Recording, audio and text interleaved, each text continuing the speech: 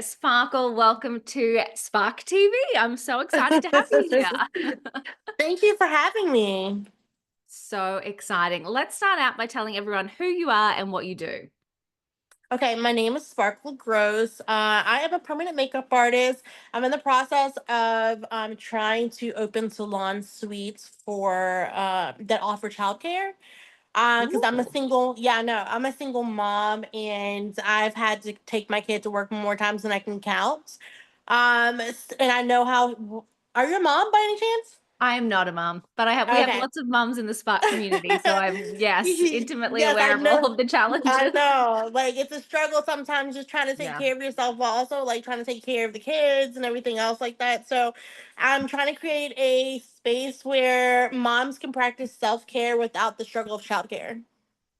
It's just genius, right? I'm just shocked. Like 50% of the population are women and no one's doing this. This I is know, I was thinking the amazing. same exact thing. That is so good. And it looks like we have a fur baby with us today. Yes, my little fur baby. Her name is Bougie.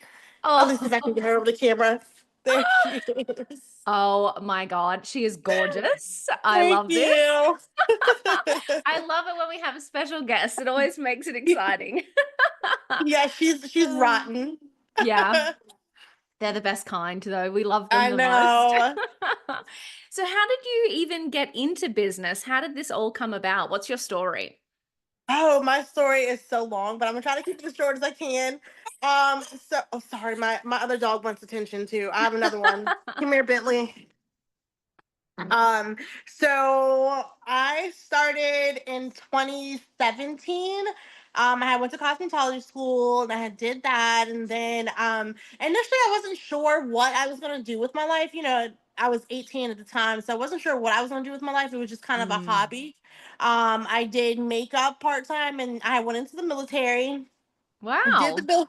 I know, crazy, right? I did the Oh. military for 4 years, and then when I got out, I was just like, I really want to focus on doing something that I like, just love to do. So I Mm. got into doing makeup, and I did that for a while. I worked for several different companies before branching out on my own.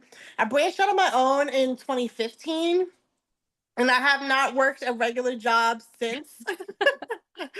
Oh, wow. I went from, I had a business doing weddings, doing hair and makeup for weddings, and I did that for a while. And then I transitioned to permanent makeup in 2022, I believe. Yeah, 2022. Initially when I transitioned to permanent makeup, like I was like, oh, this is just gonna be a way to bring in extra income. I was just trying to create another way of bringing in extra income, but it took off so fast. Wow. And I know, like it took off incredibly fast, and to the point where like I had to put my other business on the back burner. And so I started doing that, and then as I got into doing that, like I realized my son is 7, and Hmm. I was having to take him to work all the time. But I was working in different salons, and at the time, they didn't want kids there and everything like that. And it was such a struggle because I'm a single mom. So I was like, I would love to open a place where childcare is already there. Like, Mm. not just for me, but for other single mom entrepreneurs or mompreneurs, as I like to call them, or, clients who just need a moment out of their day to get some pampering done. They can bring their kid, not have to worry about what I'm going to do with the kids or who's going to watch my kid or anything like that. So that's where I'm at now. Oh my gosh, I love it so much. It's so genius because I know so many. So, we obviously have lots of mum business owners in the smart community, and it's so true. Like, between work, looking after the kids, making sure dinner's ready, keeping the household, like, when do you actually get time to look after yourself? So, I having a know. place where you can go and the kids are taken care of, I think it's amazing. Yes, and I feel like moms, we always put ourselves last, and it's not fair Yeah. because we're always taking care of everybody else. That is so true. It's really interesting as well that you mentioned that the permanent makeup took off. Like, you're thinking, okay, an extra income stream, and that went crazy. It's so funny how sometimes we think, oh my gosh, I've got a genius idea, and then it tanks and doesn't do well. And then you're I like, oh, I've got know. this idea, I'll just try it. And then it like goes crazy. So we can I never pick it. know. You Mm. you never really can. It just kind of depends on what the people want at the moment. Yeah, that's so true. How did you find the transition from like military and then to like being an employee and then running your own business? What was that like for you? So I feel like I always knew that I was going to have to be an entrepreneur. Surprisingly enough, because I have a military background, I do not take orders very well. You're I like, do done that. not. I'm done. I'm done. Yeah, like yeah, I had only went into the military because I needed money for college, Yeah. and so, but I do not take orders very well at all. So, and I was always like extremely girly. So when I went into the military in the first place, my whole family was completely shocked that I even went into the military. Like, and it was so funny to me because I was like GI Jane in the military because I was so girly. I don't know. I thought I was like Cadet Kelly or something, but the transition wasn't too hard because in my prior life before getting into the military, I was always very much into makeup and Mm, all the girly things. If anything, the transition to into the military was probably the hardest part. yeah. Yeah, interesting. It's like you were probably a born business owner and then took a Yeah. little sidestep and then came back.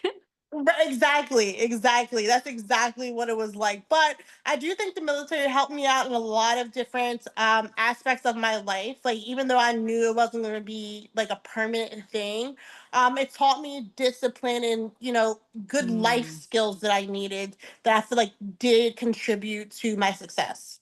Yeah, absolutely. I love that.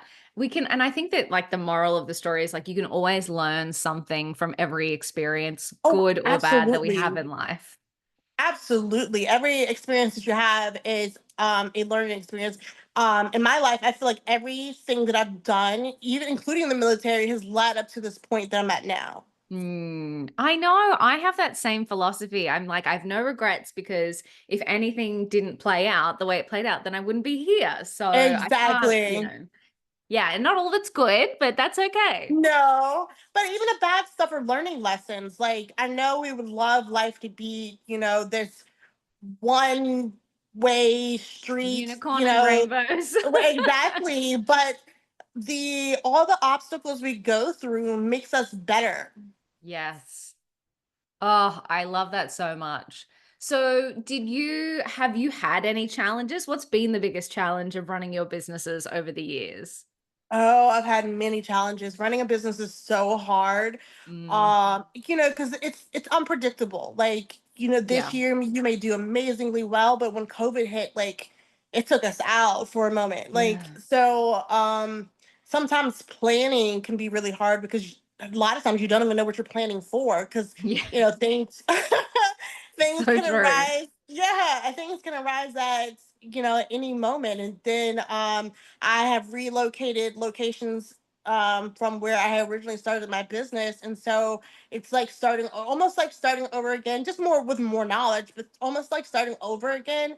So it's been, a little bit challenging with that because I was used to having a certain amount of clients and bringing in a certain amount of money. But when you start all over Mm, again, you have to build it back up to that. yeah, That's what I think my biggest challenge has been. It's just, business is just always so unpredictable. yeah, it's really interesting. I mean, I think COVID was such a big deal for Yes. everybody, but Yes. it was interesting because I guess longer term business owners were like, yeah, but there's always something. I was like, yes, the Yes. COVID's bad, but I'm like, in the 12 years I've been running a business, there's been something every year. Like, Yeah, you're there's right. something It has. unpredictable. It has. And you just kind of, roll with the punches and get through it. I was, blessed enough to be able to roll with the punches and still get through it, but it doesn't make it any easier. Yeah, that's so true. It's yeah, you just have to have that attitude that things will be okay and you just might have to change and adjust your strategy, but you've just got to keep going. Yeah, I think that's what I think some people aren't when they get into business, they're not prepared Mm, to adjust their strategy. They have this one, like, this is what I have set, this is how it's supposed to go. And in mm, business, you're always like recalculating. yeah. Because things don't always go how you plan for them to go. It would be nice if they did, but They I would don't. So love that. Thank you. right, exactly. They don't. Like, so you have to be able to what's the word I'm looking for? Kind of like To pivot. Everyone used exactly to pivot so pivot. much. Exactly. That's a good word. Yeah, pivot. You have to be able to pivot to the next thing and figuring it out. Like that's such an important thing in business. Yeah, that is so true. I love that. So, how did you grow? So, you mentioned that the permanent makeup really took off. Did you do anything in particular to attract new customers and grow your business? Are there any like secrets that you can share with us? Honestly, word of mouth was like the biggest thing. I started out in a smaller town, Hmm. and so everybody knew everybody. And so when one person gets something done, they're usually if you do a good job, Yeah. they're usually telling someone else. And that was the biggest way I started gaining popularity. But then, focusing on social media has gotten so big. I Mm, feel like if you're in business and you're not using social media, you're really doing yourself a disservice. yeah. Um, so focusing on social media, I've taken like so many classes and courses trying to figure out social media and reading all these books because the algorithm, I know everybody always talks about the algorithm. It's just like trying to keep up with the algorithm is difficult, but I feel like when you give good service, people are willing to Mm, brag about you. yes. And there's nothing better than word of mouth. That even social media is better because people want to hear from someone who has been to you. Yeah. That's so true. Like, nobody should underestimate just doing a great job. Like, whatever you Exactly. do, just do it really well. Yeah. Exactly. And then It's being personable. I think that, it's not some like doing a great job is of course you want to do a great job, but you also are selling yourself. So people have to mm, like you. Like you also have to give good customer service. People have to like you because I can do an amazing job, but if like they don't like the person that I am, I doubt they're coming back. yeah. Oh my God, that is so true. And it's really interesting. I love that you said word of mouth because I think, word of mouth versus social media, it's like one kind of has to come before the other. So, yeah, on social media, it's so Mhm. important. You've got to be there. But if you've got people that are going, oh my God, she's amazing. I'm so happy with what she did. I want to tell everybody like that. And then social media is so powerful. It is because at the end of the day, you're building trust. It's easy to Mm, build trust if someone has recommended you versus them finding you on social media. Normally, yeah. when someone finds you on social media, they'll follow you for a while to try to build that trust from you, and then they'll book. But if someone came to you was like, and they had a service done by you, and they just brag about how great the service was, they'll book instantaneously. Yeah. Yeah, that's so true. I think people trust other people, like their They friends, do. their family, way Mhm. more than they trust us, going, look at us, we're amazing, trust us. Exactly, exactly. I mean, because the reality is, I mean, you ought to think yourself is amazing. Like, Yes. like you need more than just you thinking you're amazing. Yeah, that is so true. I love that. I love that. Now, before we hit record, you said something which I loved, which was that 2025 is going to be amazing. Now, we're at the start of the year. I couldn't agree with you more, by the way. We are at the start of the year. So, what are you bringing into 2025? What's your game plan for the year? So I didn't per se write goals. I know everybody writes goals for the New Year's, and I've come to find that typically when you write goals, majority of the time by February you stopped. Like you Yes. stopped. So instead, I have focused on building positive habits and breaking bad habits Yes. that don't benefit me in any kind of way. And for my game plan this year, my goal is I'm trying to apply to several different grants to try to get funding so that I Nice. can bring these salon suites to life. I've gotten a lot of positive feedback from my community saying this is something that they would love. It's something that I would love and I'm extremely passionate about. So I'm working towards that. I applied to several different grants. I'm in a mentorship program currently. So I like all of this is for the next thing. Now I don't know what the year is going to bring financially, so I haven't planned anything financial wise, but I'm focusing on the things that I can control. Yeah, I think that is so smart. So I'm doing something similar. I'm like, instead of looking at that big goal and being disappointed every day that you haven't hit it, what can Mhm. I do today? Like, can I just focus on the small actions that I know will get me to that goal one day? And then almost like Exactly. feel the success today. I did the thing. I did the thing. And I know that's contributing to that goal. Exactly. I don't know if you had ever read the book Atomic Habits, but it's such a Oh, great yes. I read. love that. Yeah. Yes, it's such a great read and it has so many good points in there because I do feel like a lot of people focus on the bigger picture, but it's the small Mm, details that get you there. mm. And I think that's the reason why many people don't reach their goals is because they're so focused on that big goal and it gets overwhelming instead of breaking it down to tiny little pieces. Every little thing that you do contributes to this bigger picture. Yes, I love it so much.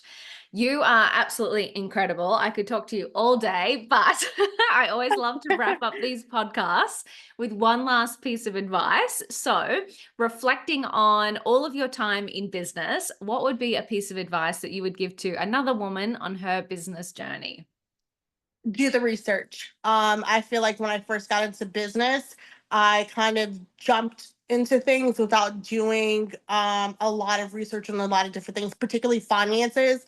Mm. And making money is one thing, but being able to manage money, that's a whole different story. And so I would say take some finance classes, really learn how to manage your money because if you can't manage your money, your business is not going to be successful, no matter how much money you make. Yeah, I love that tip so much. I think every first time business owner goes through that where they're like, oh, I've just got to sell this much stuff. And it's like, yeah, but you have taxes and you have expenses and you have all Mhm. these things. You're like, oh, there's no money left, you know? Exactly, Yeah. exactly. And that's how you get yourself in a hole. So Hmm. Yeah, it's so true. And I think, we're all on social media. So we all think the selling and the marketing is the big stuff. And so I think we mhm. focus so much on how do I create a viral reel and not Exactly. on like the business skills that we need. Exactly. And that is the most important part.